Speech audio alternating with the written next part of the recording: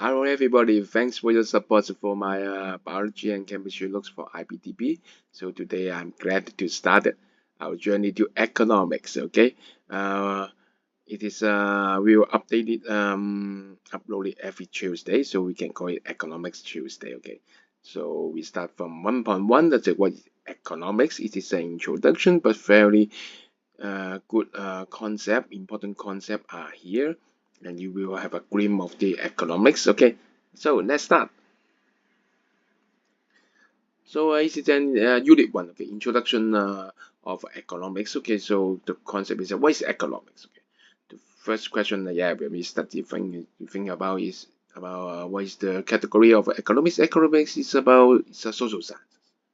And we have a lot of major social sciences in the world. Okay, in university engine, you can choose anthropology, archaeology, economics, geography, history, law, linguistics, politics, psychology, sociology, and blah blah blah blah blah.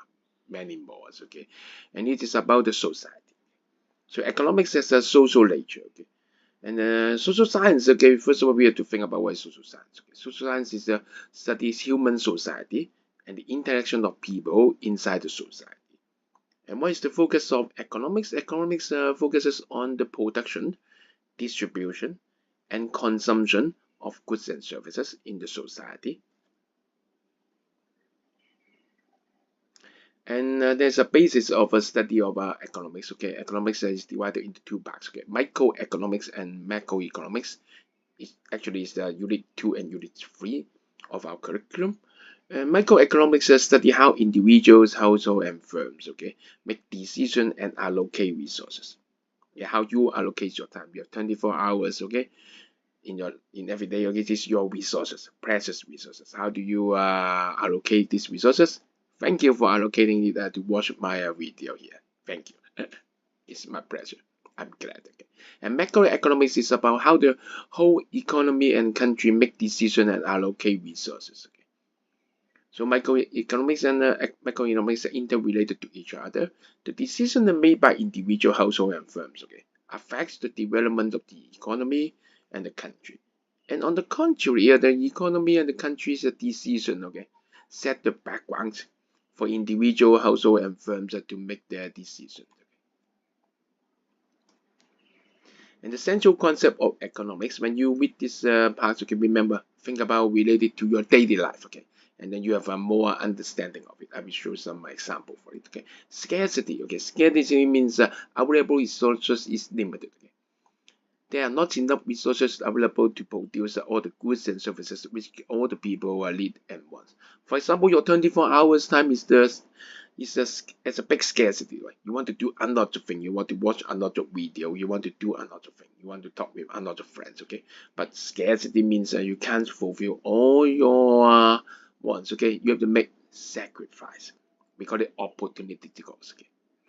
People make a choices of how to use the scarce resources, okay? To best satisfy the unlimited needs and wants of people. It is the fundamental economics problem, and we trust people. I trust you to make the choice, okay, to watch this video. It is your best you want to satisfy your unlimited needs and wants, okay, in the study, okay. Is you think with watching a video happy the most, okay. And what is the efficiency? Okay, when do efficiency happen? Okay, is the resources are really allocated to the best possible way to produce goods to maximize the total utility of people in the society. So for you, how you allocate the 24 hours in different activities? Your aim is to maximize your total utility. Utility means happiness or achievement or whatever. It's a little bit abstract concept. Means happiness. Okay. Yeah, when you can done it, I think every day you did it. Efficiency acting. And equality means even distribution of income amongst the different income groups. Okay, it's different from equality. Okay, equality and equality different subject different definition in IBDP Economics. We have some strict definition for it. And economic well-being consists of factors of income, gross domestic products, okay, life expectancy, and economic opportunity. When you talk about societies, economic well-being, good or bad, it has different way to measure it, not just the money, okay? Maybe life expectancy or happiness of people, okay? Sustainability very important. After UN introduced the sustainable development goal, it is a big topic. Okay, so 20 years time to do it. Okay, it's the development that meets the needs of the present generation. Most important means that without compromising the ability of future generation to meet their needs. Okay, so when you are satisfying today, not sacrificing tomorrow's people's needs. Okay, so for example, producing a carbon dioxide is not sustainable because when you produce the carbon dioxide too much, later generation will suffer from the adverse climate more, and you take away the ability for their development. Okay, so producing too much carbon dioxide is not sustainable. And change, okay, reflects two things: short-term fluctuation and long-term development. This is very key concept. Short-term maybe have fluctuation, and long-term maybe a development. Okay, so just like your economics, okay, maybe some short-term fluctuation, but in the long run you work out. Okay, you work together, you have a long run development. I'm sure interdependency means that they are connect. Okay, means the decision of a stakeholder affect each other. Yes, of course, the government decision affects people, people's decision affects the company. Okay, so the economics variable interact with each other in a very complicated way. So economics is very funny subject. No one knows it completely. Okay, you never can know it completely because it's developing. Right? People are changing, so it's a complicated way. So you have a lot of room for you to do the IA or EE on it. Okay, intervention is a strong government interference to the market. Okay, and first we have the concept of factors of production is the waste of production, how to do the resources for production. There are four factors of production in economics. You need to remember it: land, labor, capital, and entrepreneurship. Someone will say they are introducing the fifth factors of production, the law, okay, the regulation, but it is not in our curriculum. It is something new. Okay, factors of production. What's the difference between factor of production and resources? Resources and inputs are something which can be used to produce the goods and services. It can be used, but not yet used. But if it is really used, then we call it a factor of production. Are the resources or input used to produce the goods and services? So, for example, the land in South Pole is resources, right? But it is not a factor of production because no one used the land in the South Pole to produce anything now. Yes, right? No one lives there. Okay, so they include land, labor, capital, and entrepreneurship. Okay. Land is a broad term, not just the physical land. Okay, land means all natural resources. Okay, in economics. Okay, all natural resources that can be used and that is using for production is land. For example, physical land, forest, mineral, oil reserve, and water. Labor is you and me. Okay, physical and mental contribution of us. Okay, in the production of goods and services. Nowadays, people want to have more mental contribution, but we are afraid AI will take away our job, okay? And we are talking about physical contribution, and then we are afraid a robot will take away our jobs, okay? I hope one day they take away our job, but still give me a salary so I can still live happily. I think it's impossible, right? So work hard, okay? Capital is the man-made resources of money, okay? And used in the production of goods and services. It is also called the physical capitals, capital goods and investment goods. For example, computer is might be our capital, okay? Yeah, it can for us to produce the video for you, and then you can use the computer to produce the IA and EE, the reports, okay? This is a wonderful goods, okay, masterpiece, okay. And entrepreneurship is the starting up or running a business, okay. It is a risk-taking, profit-driven, and innovation introduced. Okay. It is not really the work, okay. Really not really producing the products, but it is the employ, manage, and organize the other three factors of production in the production. Okay. It is hard. Entrepreneurship is hard to me. I can make some video, but entrepreneurship to me is a really hard thing. Okay, I don't know how to run a business well. Sorry. So rent, wage, interest, and profits are the payments to the owners of the land, labor, capital, and entrepreneurship are respective. So rent to land, wage to labor, interest to capital, and profits to entrepreneurship. Okay. And scarcity of resources appears again. We talked about it several times. Okay? The human desire is unlimited. Okay? So this is the reason why the resources are scarce. Not the problem with the resources. It's for a human. Our desire is unlimited. You give me something, I want some more. You give me some, I want some more. Why?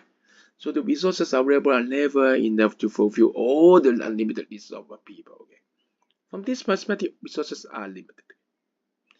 But the problem is another thing is more problem. But we can't overuse the resources, right? If we do so, we do overfishing, deforestation, okay, and then the resources may deteriorate, okay, and then the future generation will suffer from it. Okay, they can't use it. They even have fewer resources in the future generation. We call it not sustainable, right? So to ensure living standard for the future generation, we make sure the development of the economy is constrained and be sustainable. Okay. So now that we are not just talking about economic growth, we call it sustainable growth. Harder. Opportunity cost, great concept. Okay, there's no such thing as a free lunch by Milton Friedman. Excellent idea. The cost of choice. Opportunity cost is the sacrifice of the next best alternative which can be produced by the same resources. For example, in this 10 minutes, okay, you watch this video. Actually, you have another video you want to watch, or maybe you want to watch MBA. So the MBA video is the opportunity cost of watching this video. It is concept. It is the sacrifice of the next best alternative. Very important concept. Okay, bear in mind. Okay, opportunity cost. The cost of producing a good, okay, is the total opportunity cost. Okay, to acquire resources to produce the good. So, for example, you want to have a good exam result in economics, you sacrifice a lot of it. You spend a lot of time on it. Okay, and all these opportunities all add together is the cost of getting a good marks in economics. Always think about it in your daily life. Okay, maybe about sports, about social services, then you will know it much better. And price is the amount of money needed to pay to purchase a good or a service. Okay. And the cost has two kinds of cost. Explicit cost is a payment, while implicit cost is a sacrifice of income arising from the use of resources owned by a firm. For example, you have a restaurant. Actually, you own the place. Okay. So you don't need to pay for the explicit cost, but you have an implicit cost, right? Maybe you don't want the restaurant, you rent it to other people, you can get the rent, right? So explicit cost is real money you pay, and implicit cost is the opportunity cost, okay, of the money you can get from that. For example, 1 hectare of farmland that can produce 2 tons of wheat and 10 tons of corn a year, okay? So if you produce 1 tons of wheat, what is the cost? The cost is 5 tons of corn, right? You sacrifice, okay? Free goods, okay, it's a very important concept, okay? It is asked in the 2024 May exam paper. A free good is a good which has abundance of a supply to fulfill the need of all the people, okay? For example, air and sunlight. It is nowadays concept. Maybe later, air becomes a scarcity also, right? In some science fiction film, right? In contrast, and economic goods is a good which is scarce and cannot fulfill all the needs of the poor people. So an economic good is also just called a good, okay? So free good, we will say free good. A good is an economic goods, okay? Scarcity. And Excel calculation, I will add Excel calculation in here. Although you don't study Excel, but by looking at this discussion, you will learn about the concept better. It's checking of the concept, okay? Opportunity cost, okay? Will happen all the Excel calculation will happen in the paper field, okay? Opportunity cost. For example, we have two quantity products A and products B, and we use the resources you can maximum production is P and Q units, okay? And then when you produce A, you can produce B, right? When you produce P units of A, the total cost is Q units of B, okay? So what is the opportunity cost of producing 1 unit of A? So it's a Q units of B over P, right? For 1 unit, okay? So it is Q over P units of B. Don't remember this equation. Remember the concept, okay? Sacrifice, okay? And over the units you can produce, okay? Reverse the opportunities for producing 1 unit of B is the sacrifice of P units of A, and the over Q, right? For 1 unit, okay? Concept is important. The calculation is really easy. And then the basic economic question and means of answer. Okay, fundamental question in economics: how to fulfill unlimited wants by limited resources? Okay, We want to do it every day, which is 24 hours. We want to fulfill as much as possible. And then we have to ask some questions. First question, what's to produce? How much to produce for each product? What do I want to use my time? And then how much time do I want to spend for them, okay?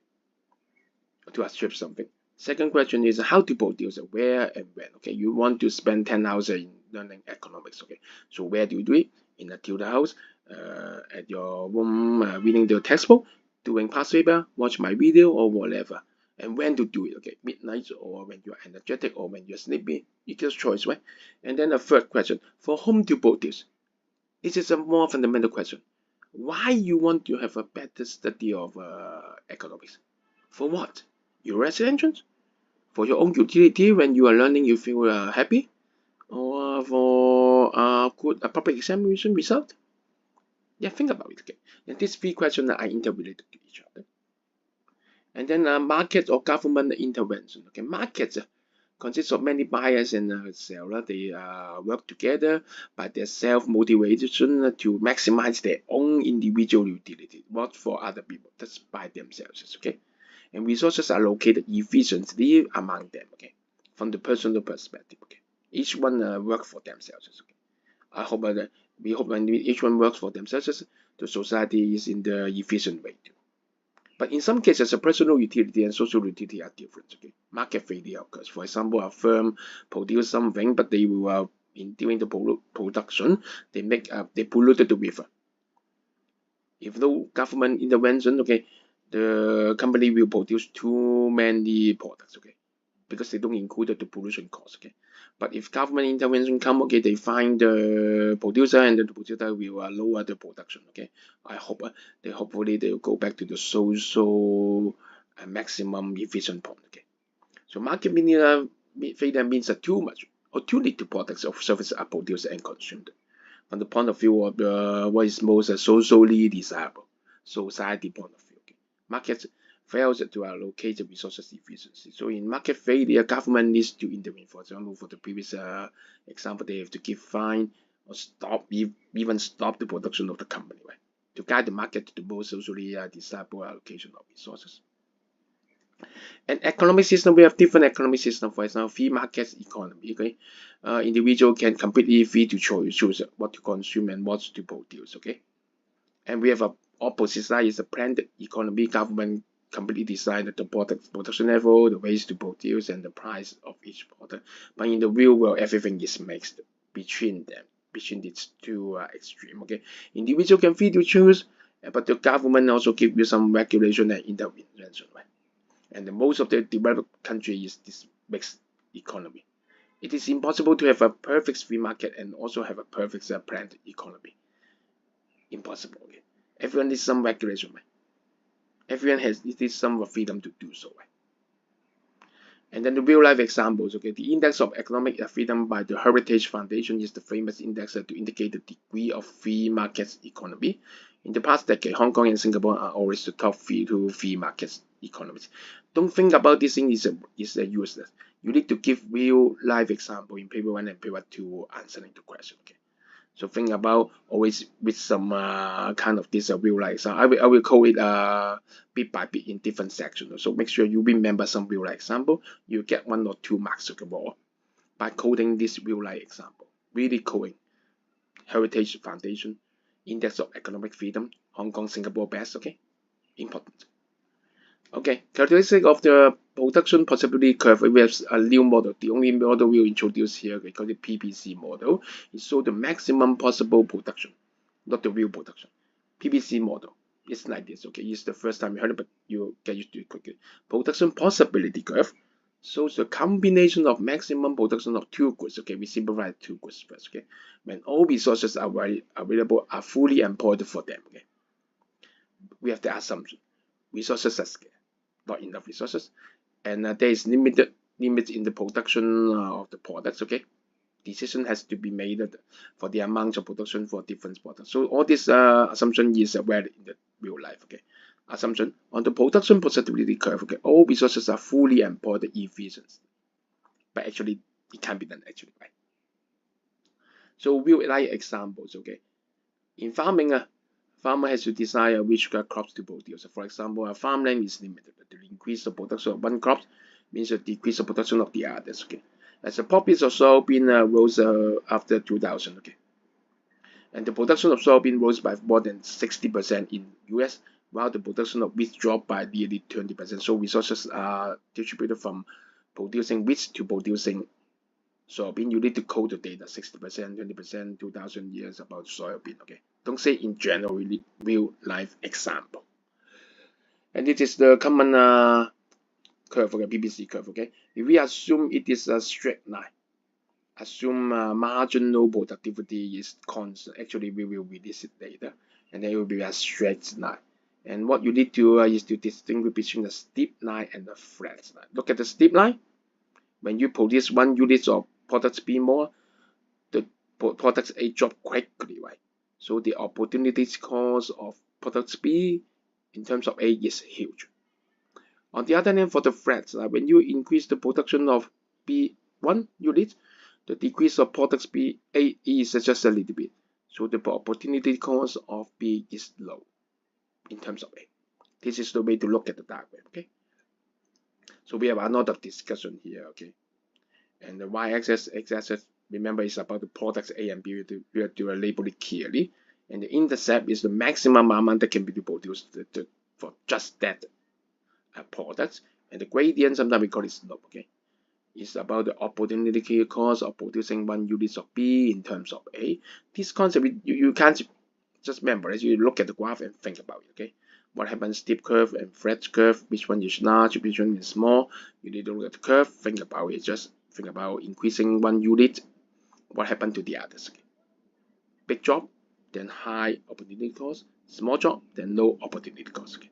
But actually, the PPC curve is a curve, okay? Because in reality, it's difficult to increase the production when the production is nearly the limit. Okay, we call it diminished marginal productivity. So the curve is a convex outward.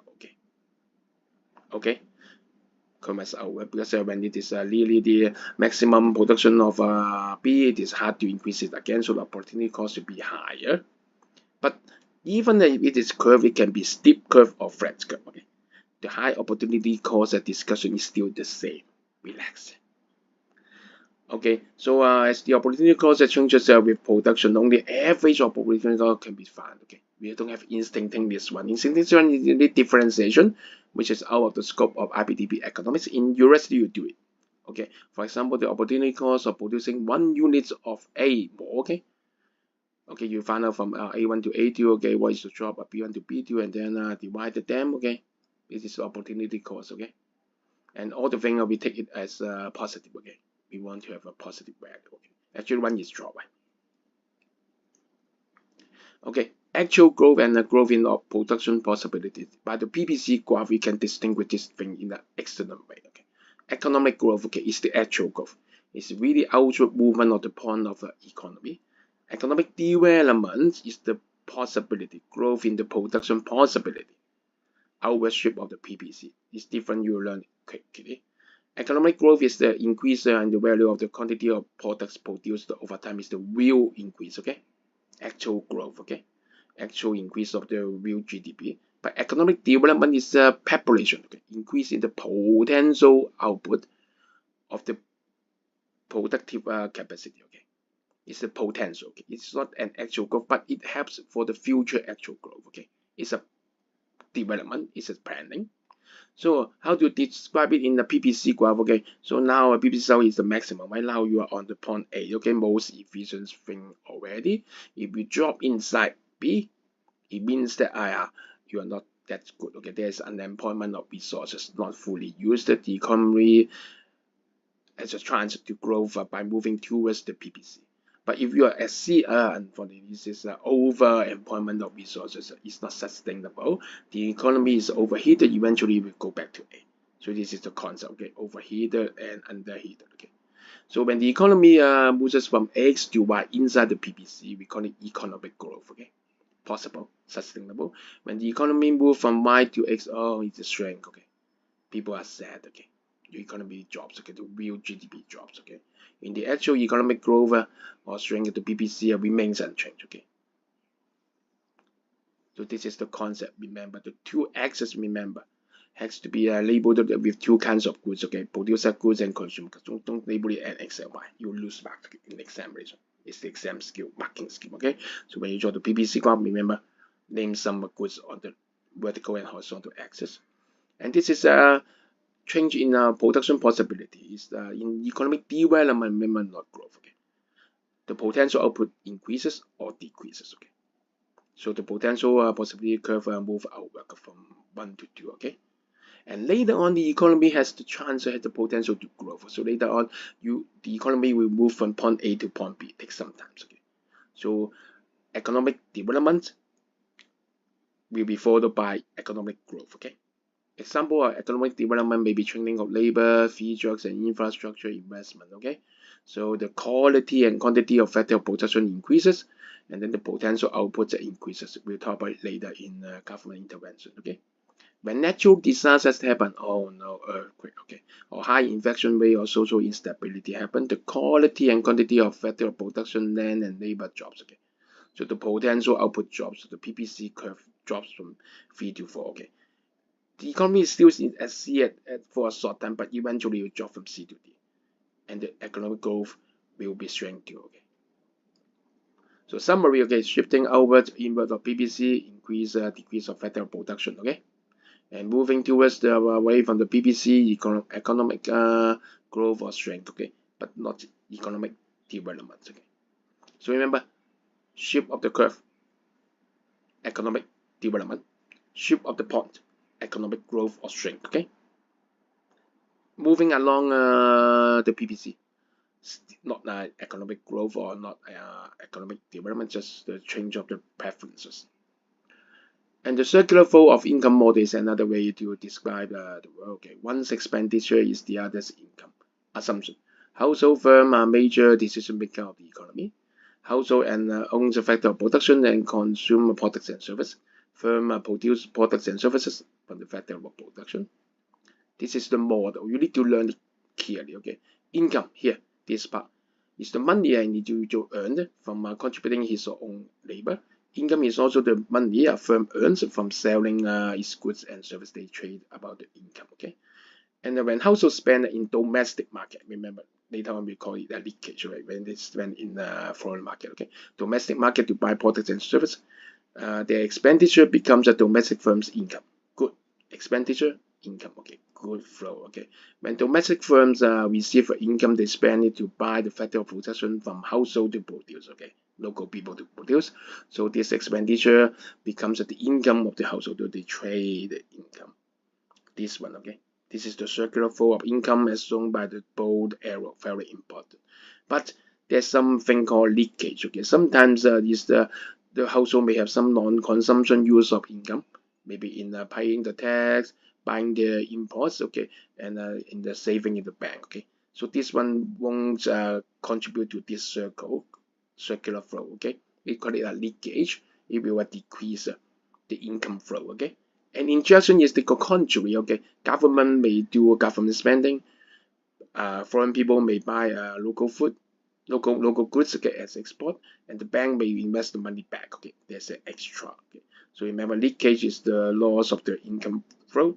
Injection is the increase of the income flow, okay.